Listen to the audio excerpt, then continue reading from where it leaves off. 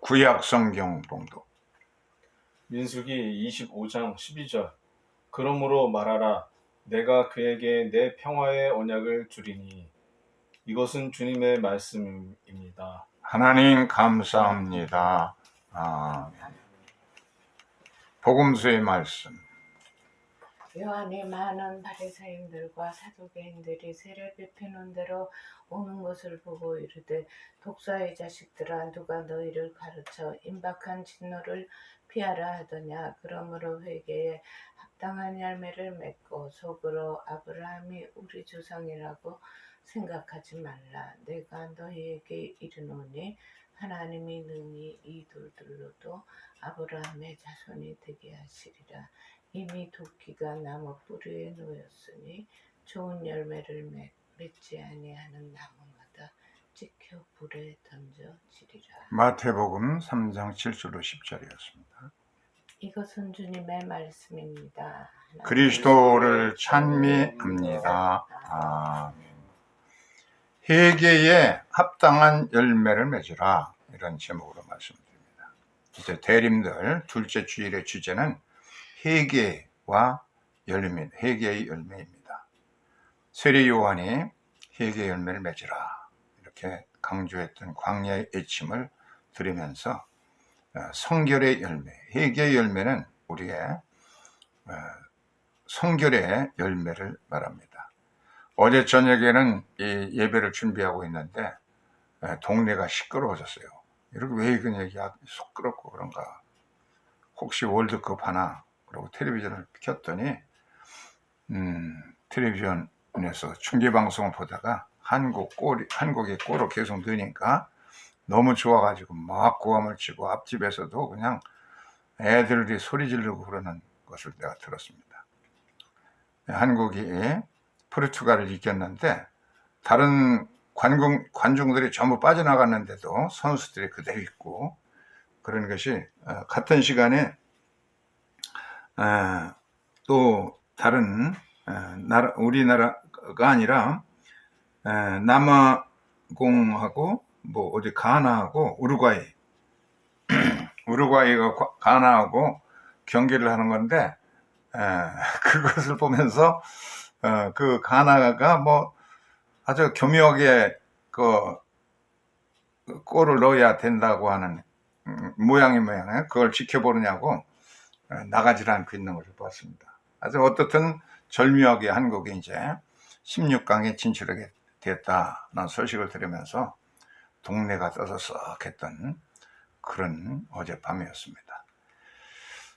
출애굽한 이스라엘 백성들에게 최대 위기가 찾아왔습니다.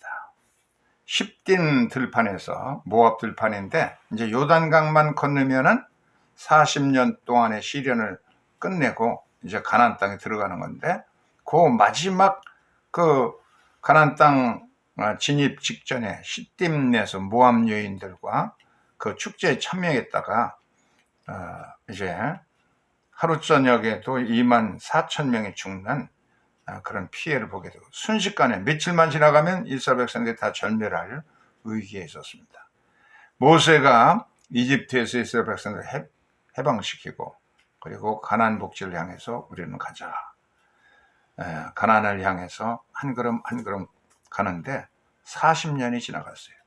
한 주간이면 갈 수 있는 거리인데 이스라엘 백성들의 불신과 반역과 불평, 원망으로 인해서 이렇게 40년의 세월이 지나갔습니다. 그래서 40년 끝에 요단강 바로 건너기 직전에 모압들에서 모압 여인들이 이렇게 춤추고 또 아름다운 음악으로 푸짐한 음식으로 이스라엘 백성들은 이제 초대하게 됩니다. 이 모압 축제에, 풍요로운 축제에 참여했다가 거기서 여인들이 따라주는 술을 마시고, 그리고 그들이 아주 춤과 술과 이런 데 빠져가지고서는 장막에 이제 함께 들어갑니다.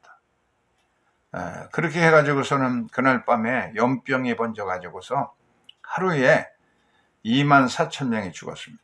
그럼 며칠만 지나가면 이게 기하급수적으로 너무 번져가지고선 순식간에 이스라엘 백성들이 망하는 가나안 땅 직전에서 이런 끔찍한 재난이 생겼죠. 그때에 하나님의 질투심을 가진 빈므아스가 백성들을 규합했습니다. 하나님을 위해서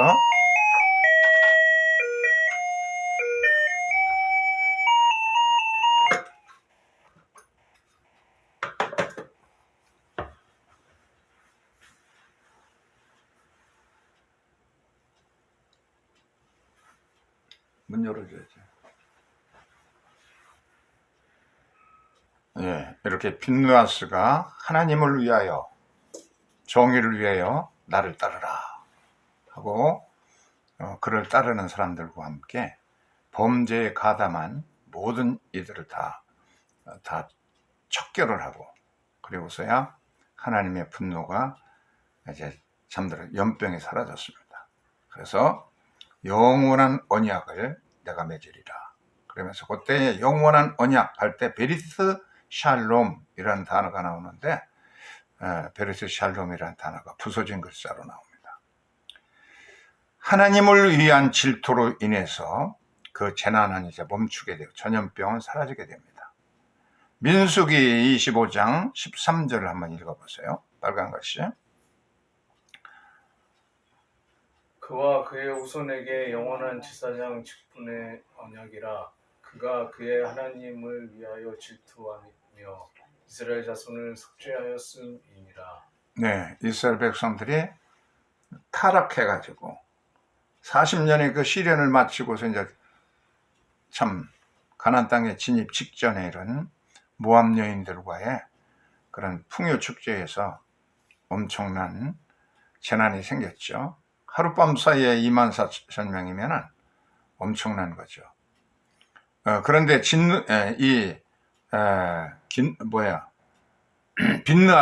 빈므아스의 하나님을 위한 분노, 질투 이것으로 인해서 그를 따르는 모든 자들에 의해서 다 범죄에 가담한 자들이 진멸되고 나서야 전염병이 끝났고 그래서 하나님께서 영원한 그런 언약 제사장을 이제 빈므아스의 후손들에게 준다고 하는 계약이 체결됐다는 것인데 예수님도 십자가를 지셔서 그 옆구리에 피를 흘리심으로써 그래서 우리를 위해서 속죄의 피를 다 흘리시고 그런 것처럼 이 구약에서 신약의 그 예수님을 느낄 수가 있습니다.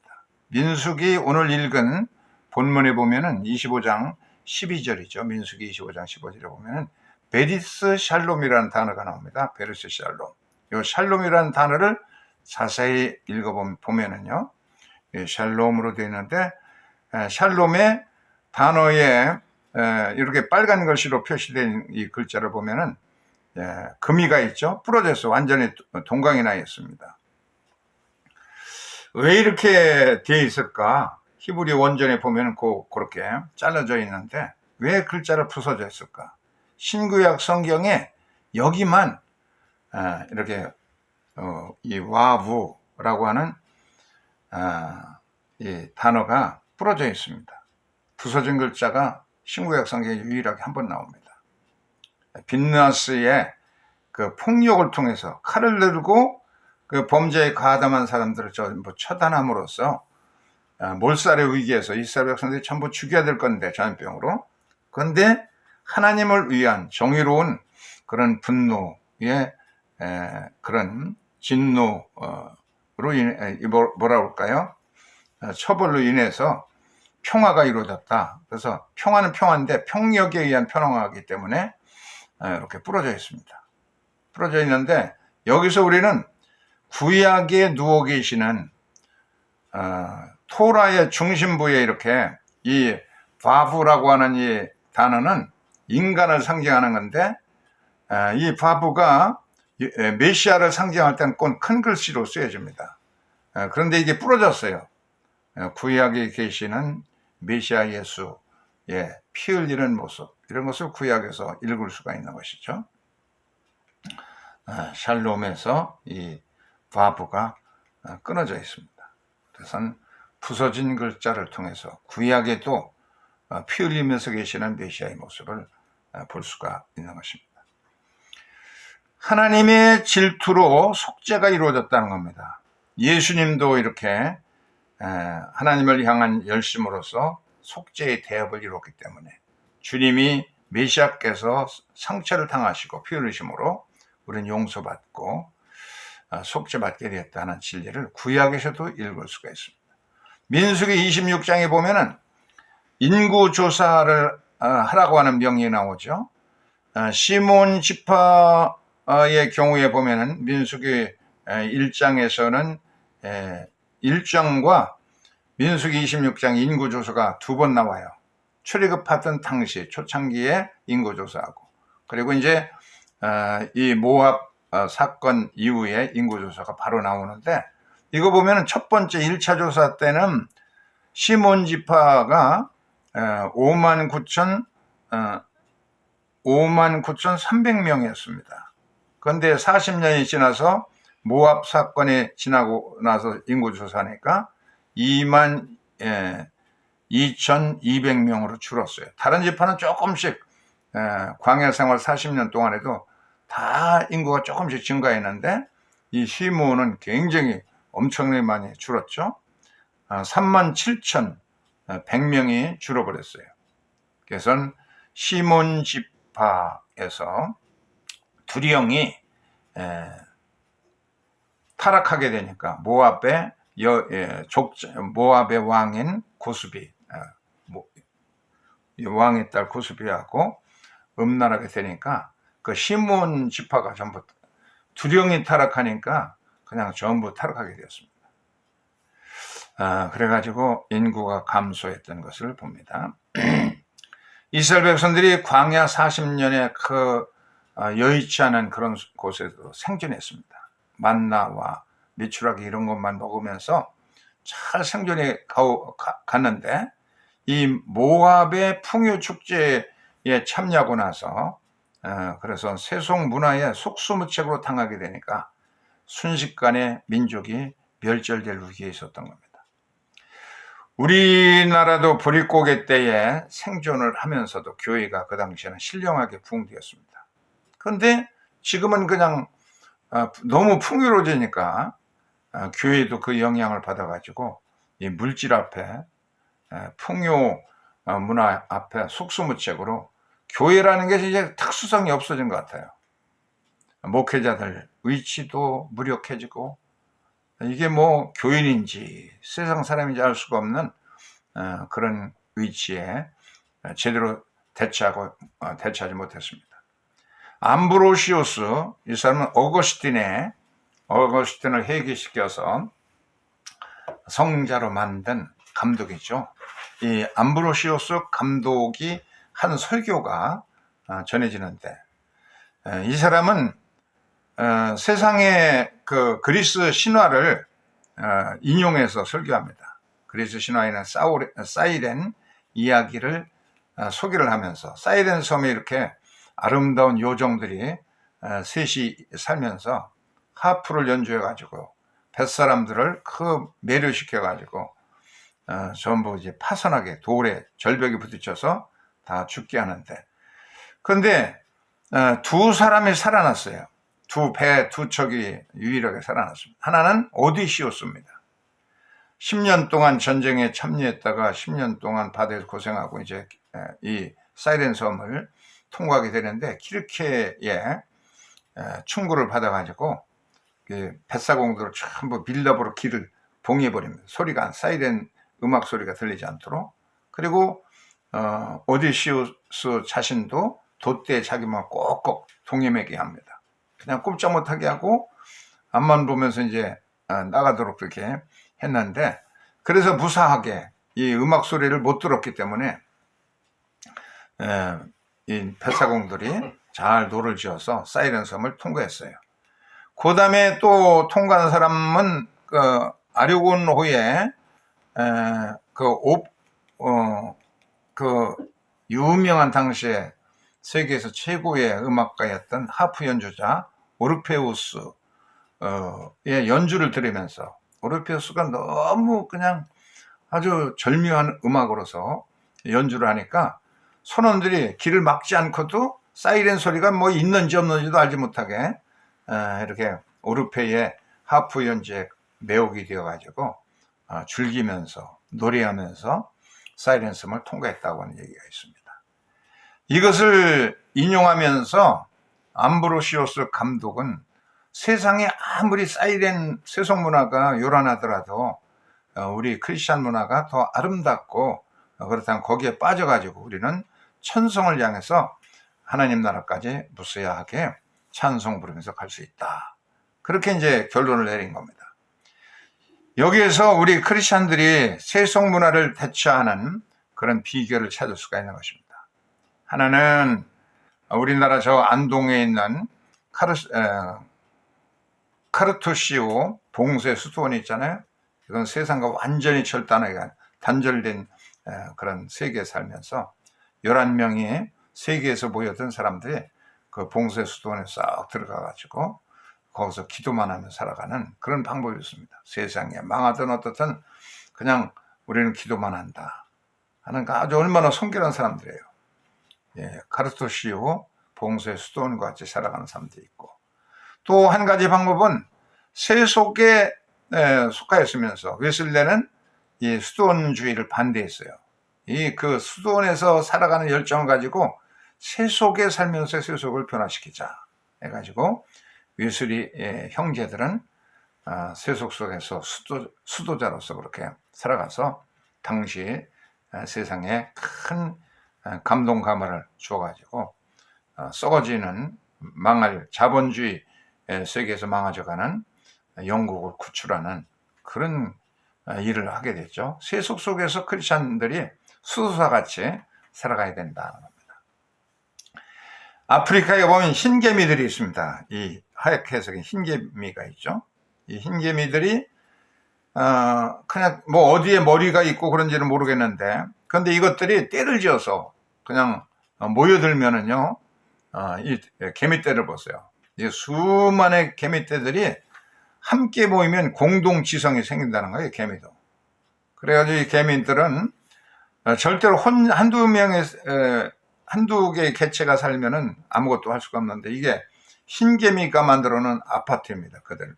우리가 이렇게 공동지성을 가지고서 서로 협력해가지고 거기에 그 수분도 넉넉하게 하고, 그리고 그 버섯 재배 또 해가지고 거기에서 그냥 재배되는 버섯을 먹고 살 수 있게 하고, 그 밑에서 찬바람이 올라와서 그 안에 통과해가지고 꼭대기에 이제 창문을 만들어가지고 냉장고 에어컨이 없이도 선선하게 그렇게 만들었습니다. 그 참 기적적이죠. 이 키 큰 그 서구 사람들이 지금 그 개미탑에서 사진 찍었는데, 이 사람들의 키에 한 3배 정도의 높은 탑을 건설한 겁니다. 흰 개미가 그 조그만 그 개체가 같이 모여서 협력하고 공동 지혜를 모이니까 그야말로 집단 지성이 생겨가지고 그렇게 하는 겁니다. 몇 년 전에는 종교개혁지를 성지순례한 적이 있어요. 개혁지 신앙을 한번 돌아보자. 그래서 독일과 프랑스, 스위스, 이태리, 프라하, 빈까지 이렇게 여러 나라 종교개혁에 공연했던 나라들을 쭉 돌아봤는데, 그때 가이드 하던 그 여자 가이드가 있는데, 이 사람이 남편이 카이스트에서 연구원으로 있다가 독일로 왔다는, 독일 연구소로 옮겼대요. 그래서 내가 그때 너무 의아합니다. 그래서 그런 훌륭한 그 연구자들이 카이스트에 남아가지고 한국을 위해서 일해야지 어떻게 독일에 왔느냐, 내가 분개해가지고 그렇게 물어봤더니, 카이스트의 구조는 그냥 이 피라미드 구조로 되어 있어가지고 이게 상부에 뭐 조장, 보장, 무슨 차장, 부장, 과장 막 그러면서 그 보고하는 채널이 너무나 많이 있다는 거야. 그래서 스트레스 받고 위에 사람이 퇴근 안 하면은 그냥 밤늦게까지 그냥 앉아 있어야 되고 그렇다는 거야. 너무 스트레스 받는다, 여기는. 근데 독일에 오니까 독일은 그런 게 부장도 차장도 뭐도 아무것도 없대요, 위에. 그냥 자기가 그냥 자발성을 가지고서 퇴근도 그냥 일찍 하고, 그러니까 다른 부업도 가질 수 있고 가족도 돌볼 수 있고 모든 것이 자율적으로 되어 있다는 거야. 보고하는 채널 그런 것도 없는 것이고, 상부에 누가 감시하는 사람도 없고, 그냥 오직 그냥 자발성을 발휘하도록. 또 휴가비와 휴가 시간을 많이 주기 때문에 넉넉하게 쉬고 그런 가운데서 자발성이 생기고, 그래서 더 창의적인 일을 많이 하고, 그래서 업적도 많이 남기고, 적은 시간에 일을 해도 더 큰 과업들을 이룰 수 있다, 그렇게 얘기하더라고.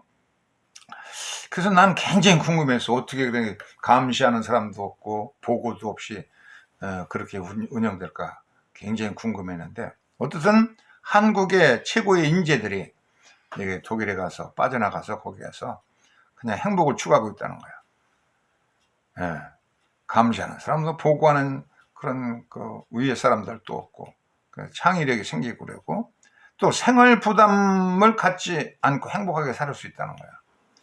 무상주택에다가 무상교육, 무상의료, 그러다 보니까 여유도 생기고, 그래서 창의력도 생기고 공동지성도 생겨서 업적은 더 한국보다 더 향상되고 좋아진다, 그렇게 얘기하는 걸 듣고 참 굉장히 그 당시에는 의아하게 생각했다는 적이 있습니다.